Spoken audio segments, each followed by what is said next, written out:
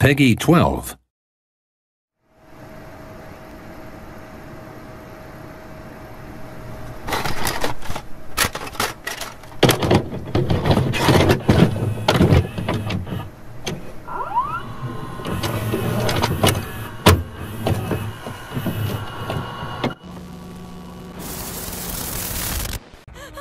Des cheveux! Ouais, c'est des cheveux! Les miens! Les miens! C'est mes cheveux! Oh, bien sûr, c'est tes cheveux! Elle a pris mes cheveux! C'est toi qui l'as fait! Ashley! Non, ferme ta gueule de moi, ça fait malade!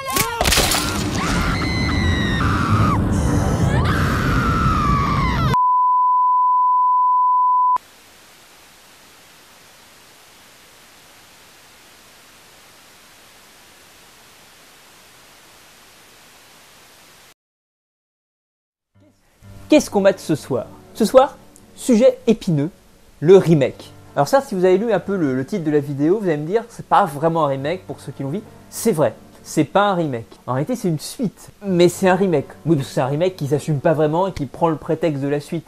Comme ça, moins de risques, tu risques moins de te prendre les pieds dans le tapis, donc tu dis que c'est une suite. Et ça passe. Mais en réalité, donc, le Blair Witch de Adam Wingard est typiquement un remake du The Blair Witch Project de Sanchez et Myrick, donc sorti en 1999. Le remake, j'appelle remake ou suite si vous préférez, date donc de l'an dernier, donc datant de 2016, même on est en 2018 maintenant, donc date de 2 ans maintenant, 2016. Donc j'avais envie de vous en parler parce que c'est un film qui me paraît assez intéressant, assez symptomatique, et un film plutôt agréable à regarder en plus, moi qui, pour le coup, je trouve que c'est un bon remake. Il n'y en a pas forcément beaucoup, et puis dans la jungle des remakes, c'est pas forcément simple de se repérer. Voilà, pour moi, celui-là fait partie des remakes intéressants. Pas forcément utiles, attention. Intéressant, c'est différent. Donc c'est réalisé par Adam Wingard, en plus qui est un réalisateur que j'aime bien, qui avait réalisé, il me semble, il y a en 2013, il me semble, si je ne me trompe pas au niveau de date, You Are Next, qui était un home invasion, matinée d'une ironie un petit peu féroce, qui s'amusait justement avec les codes aussi du home invasion et du slasher. Vous voyez que j'aime bien ce film-là, parce que justement c'est une bonne alternative au cynisme moribond d'une saga comme Scream. Je ne parle pas tant du premier de Craven que j'aime bien, mais les deux autres, toujours de Craven d'ailleurs, pour moi sont plus des films d'horreur, sont plus des bons films d'horreur, sont plus des enfin ça a été proposé quasiment comme des comédies, mais en plus c'est même pas des bonnes comédies. C'est du cinéma d'horreur cynique et qui se fout de la gueule du cinéma d'horreur, savoir le talent pour le faire véritablement. Donc si vous voulez, c'est un truc pour moi qui est complètement à côté de la plaque, principalement Scream 2 et Scream 3. C'est pour moi deux catastrophes, mais voilà, pour le coup le premier était intéressant, ça n'empêche pas, mais c'est un film qui a fait beaucoup de mal au cinéma d'horreur des années 90. You Are Next pour le coup est un film qui est beaucoup plus différent et donc beaucoup plus intéressant. Et puis c'est un film qui est en plus assez brutal, ce qui manquait aussi terriblement à la saga Scream, qui est quand même la saga, si vous voulez, la plus édulcorée qui soit. Donc moi voilà, You Are Next, intéressant. La carrière, si vous voulez, d'Adam Wingard, elle est un petit peu ensuite branlante, si vous voulez, dans une certaine mesure, parce qu'il a réalisé des trucs un peu moins intéressants. Alors il a réalisé un segment pour VHS 2, et il me semble d'ailleurs pour le premier VHS aussi. Il a réalisé aussi un segment pour l'anthologie ABC of Death aussi, qui était plutôt marrant. Ensuite il a réalisé The Guest, qui est un truc moyen, sympathique au demeurant, mais assez moyen, qui était une sorte de thriller 80s, enfin dans la mouvance 80s, qui était plutôt rigolo, mais vraiment très moyen. Et puis aussi, il s'est occupé d'adaptation complètement hors sujet de Death Note pour Netflix, donc c'était complètement à côté de la plaque. Il y avait 2-3 fulgurances gore qui étaient plutôt rigolotes, mais le film était vraiment pas très intéressant dans l'ensemble. Donc voilà, ça c'est pour la partie, si vous voulez, de sa carrière. On arrive à Blair Witch, qui est un projet de commande. Alors il est quand même écrit au passage par un de ses potes, qui est Simon Barrett, avec qui il avait d'ailleurs aussi coécrit avec lui You Are Next, si je ne m'abuse. Et c'est un film plutôt intéressant, dans la mesure, alors c'est un remake que je rapprocherais assez d'un autre remake, qui est celui de The Thing, réalisé par Matthijs van Delingen, je ne sais pas si ça se prononce comme ça, qui est un jeune clipper norvégien, et le film, donc c'est le remake du film de Carpenter, il date de 2011, alors, du chef-d'œuvre de Carpenter, attention, peut-être un des plus grands films, enfin, pour moi c'est le plus grand film de l'histoire du cinéma, mais ça c'est très personnel. Le remake, alors qui se posait un petit peu comme le film de Wingard avec Blair Witch, un petit peu à l'aune du film de Wingard, comme un... Alors c'était une préquelle, là où le film de Wingard se présente plutôt comme une suite, mais en réalité c'est simplement que c'est des films qui n'assument pas leur statut de remake, qui sont des remakes, mais qui sont plutôt intéressants. Alors c'est pour ça que je vais faire un petit crochet justement par The Thing, la version de Matthijs van Delingen, parce que c'est un film intéressant, dans la mesure où c'est un film qui était très déférent. Je parlais de déférence tout à l'heure par rapport à Scream, qui est complètement à la ramasse parce que c'est cynique. Là pour le coup, c'est très très différent, c'est très respectueux de l'œuvre de base. C'était un film qui avait des vrais partis pris. Pour ce qui est du The Thing, justement, c'était censé se passer avant le The Thing de Carpenter, donc de fait dans la base norvégienne qui avait accueilli pour la première fois la créature. Donc si vous voulez, dans une certaine mesure, on tournait qu'avec des acteurs norvégiens, pas connus aux États-Unis. Il y avait juste ce personnage qui était joué par Mary-Elizabeth Winstead, qui était la scientifique américaine qui débrouillait dans le truc. Donc finalement, on parlait anglais quand même, mais c'était fait avec norvégien. La production design était top, elle était extrêmement fidèle à l'œuvre de Carpenter. Et puis il y avait un travail sur les monstres, quand même il y avait du numérique, mais qui travaillait beaucoup sur les effets de plateau. Donc vous avez des monstres qui étaient super cool visuellement. Les deux premiers actes, je dirais même le premier acte et la première moitié du deuxième acte, étaient vraiment intéressants et fonctionnaient très très bien. Parce que c'était la partie préquelle. Mais dès lors que le film n'avait plus rien à raconter et se mettait à faire du remakeage mécanique, le film n'avait plus aucun intérêt, ça devenait une sorte de slasher débile dans les couloirs, et qui finalement n'allait nulle part, parce qu'au final on se retrouvait notamment à la fin avec le personnage de Mary-Elizabeth Winstead qui fatalement n'apparaît pas dans le The Thing de Carpenter, et qu'on laissait en plan au milieu de nulle part parce qu'on savait pas quoi en foutre. Donc il y a une sorte de problème de scénar, c'est-à-dire qu'il n'y avait plus de scénar à partir de la deuxième moitié du deuxième acte, ça partait dans tout, c'était n'importe quoi et ça n'avait aucun intérêt.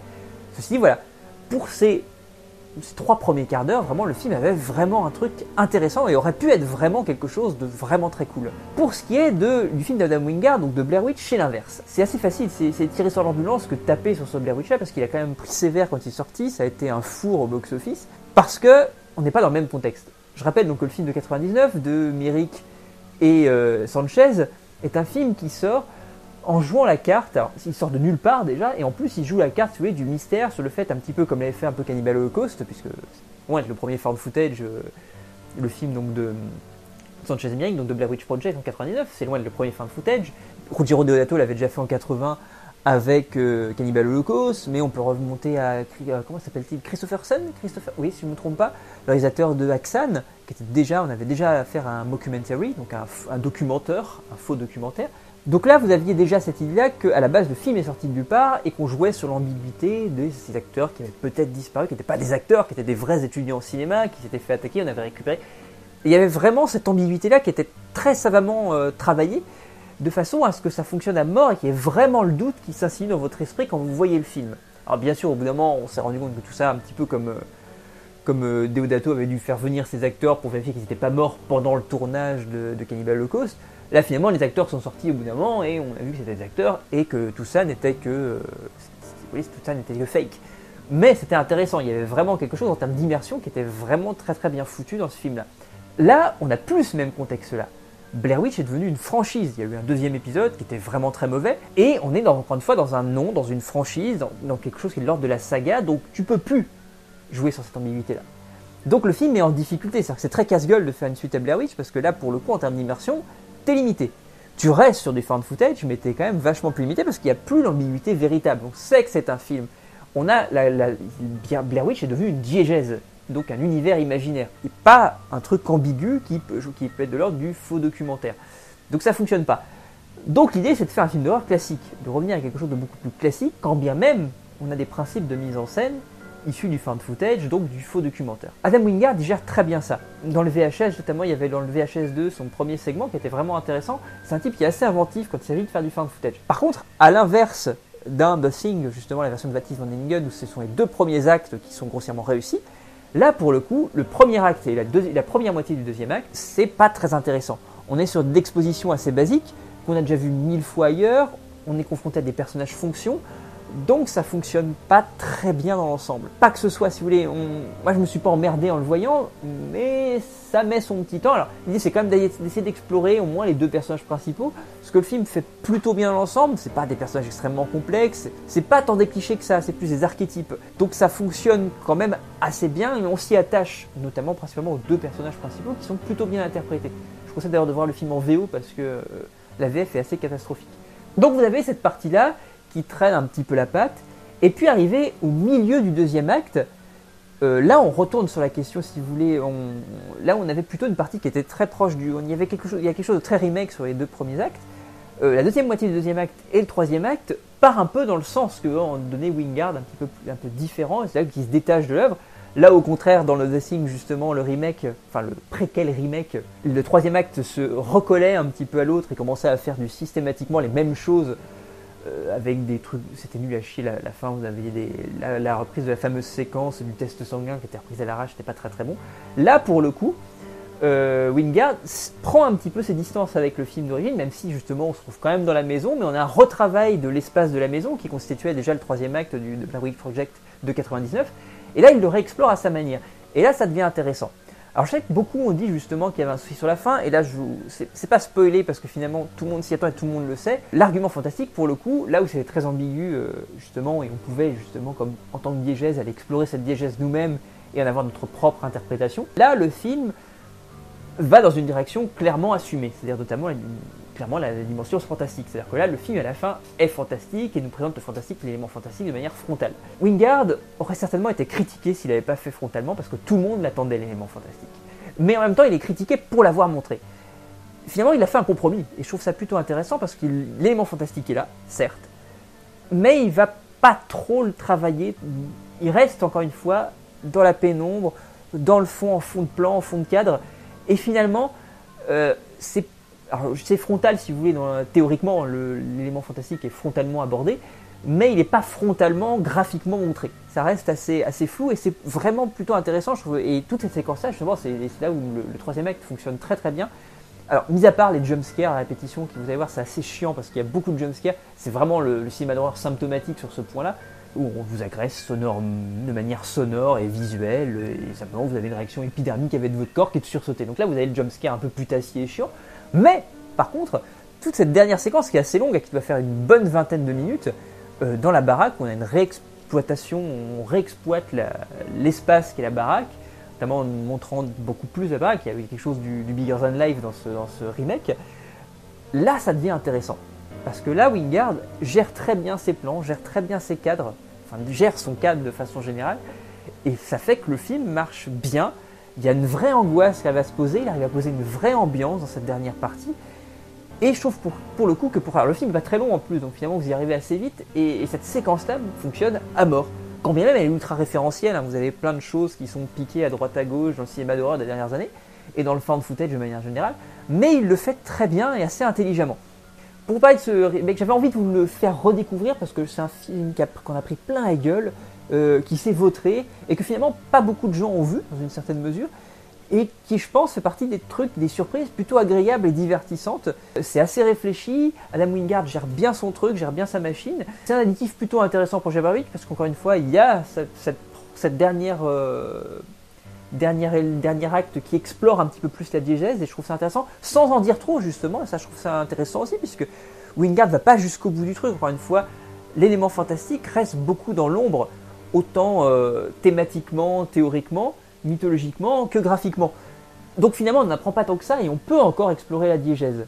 Bien sûr on rompt entre la question est-ce que c'est réel ou pas, est-ce qu'on est dans l'ordre du réalisme ou du fantastique, question qui était peut-être posée à la fin du premier opus, enfin du Blair Witch Project de 99.